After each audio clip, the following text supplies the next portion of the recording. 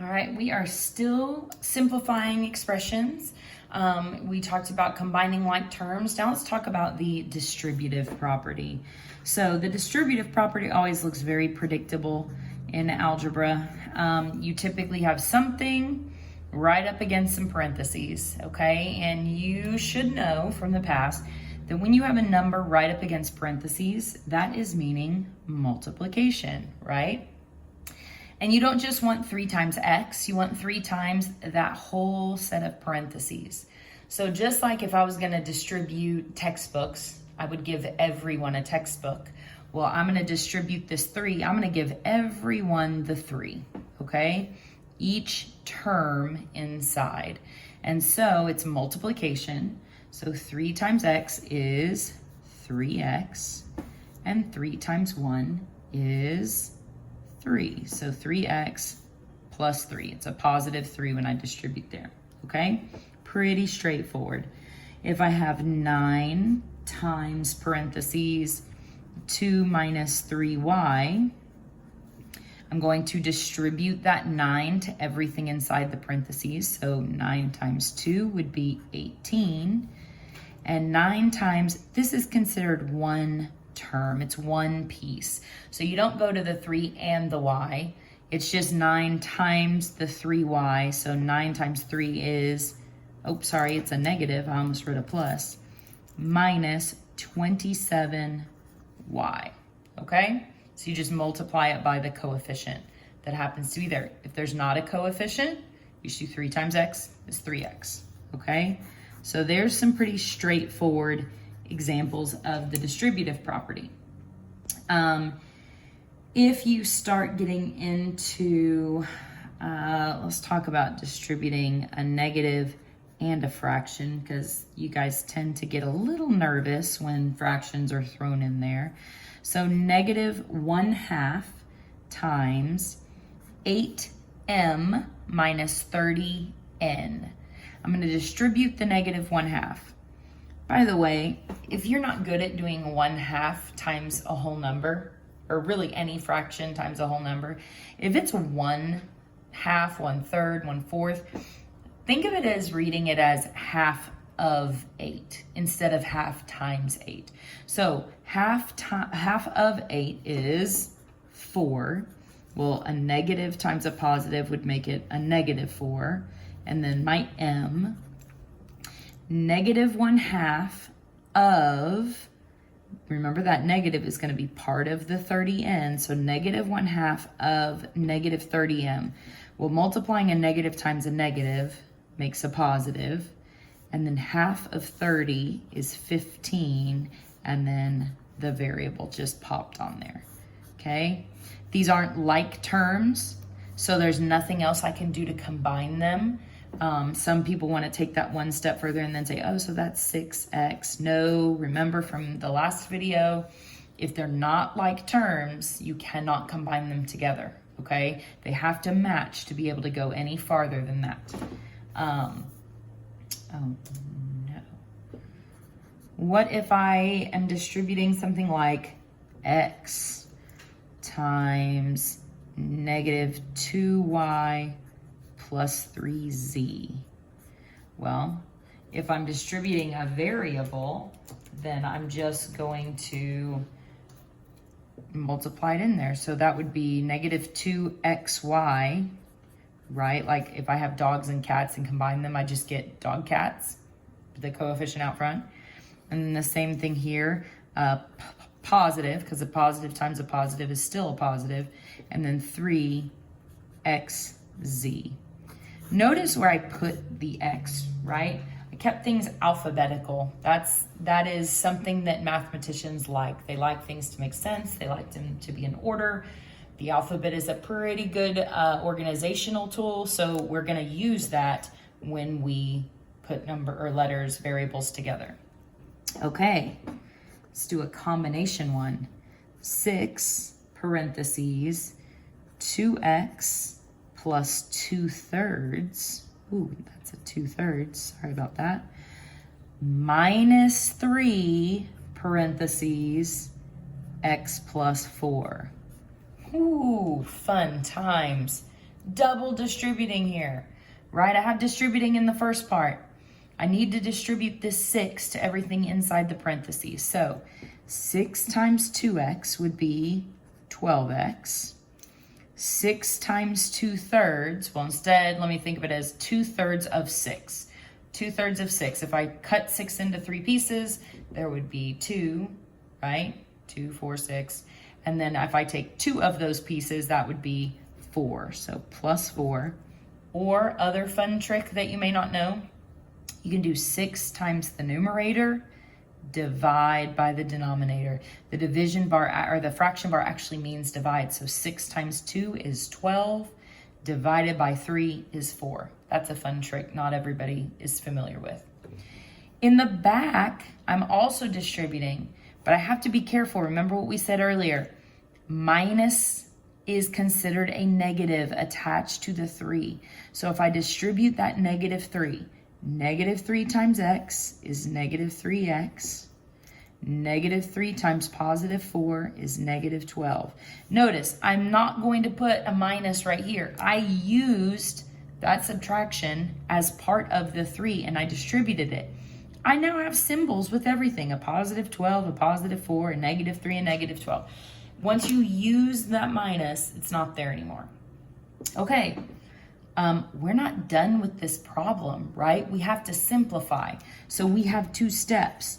The first step was that I had to distribute, right? But now if I look at what I get as a result, I have like terms. So the whole idea is simplify it as much as you possibly can. If there's something you can still simplify, those like terms, right? If you're talking to somebody and they say, I have 12 cats plus 4 lizards minus 3 cats, you would be like, well, why didn't you just tell me how many cats you had, right?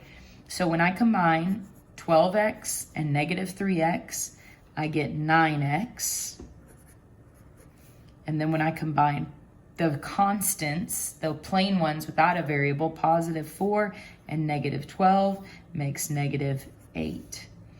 Is there anything else I can do? There's no distributing anymore. By the way, once you distribute, the parentheses are gone, okay? You don't need parentheses after you distributed it out to that group. I don't have any more distributing happening in this expression. I don't have any like terms that need to be simplified, so I'm done. I have simplified it. It is as simple as I can get. So I went from this big, long, complicated expression down to a much simpler version. That is what we are shooting for here. Okay. What if I have 3y plus z with a 5 afterwards? So what this means is I want all of this stuff times 5. It's the same thing. It's just written at the back. This is rare, but it does pop up every once in a while, so I just wanted to warn you. You're still going to distribute to the pieces inside. So 5 times 3y would be 15y. 5 times z would be 5z. Again, it's odd, but it does still really mean multiplication of all this stuff and that number. Same thing I had here. All this stuff and that variable in this case, okay?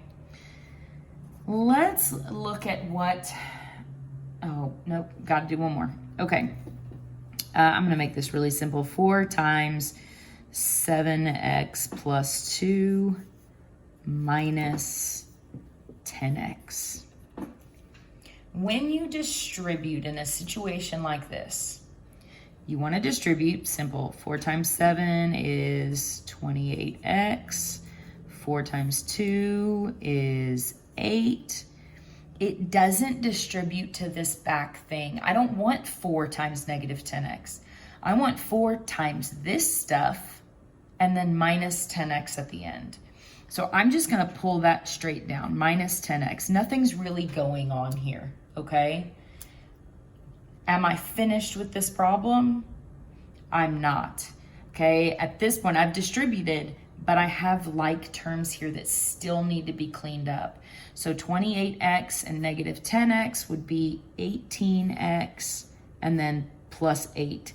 8 doesn't have any like terms to be combined with, so it's just done. Let's talk word problems real quick with the last example. And so I end up with, let's see, 5 times the sum of a number and 8.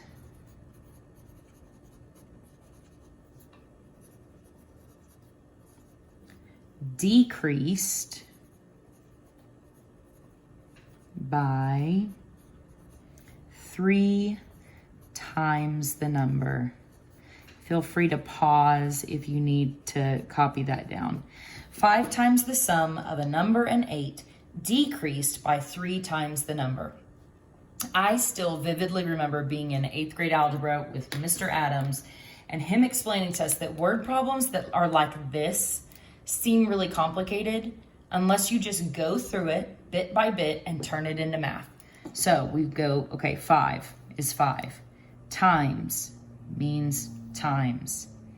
The sum means that we are going to be adding. So if I want 5 times the sum, that means I don't want 5 times just one thing. I want 5 times some stuff being added together, okay? Like an addition problem. So that's a key that I'm gonna do parentheses. Okay, the sum of a number. I don't know what a number is. So when I have something I don't know, I'm gonna put an X there. And 8. So, okay, I'm adding a number and 8. That just told me that this goes a number plus 8.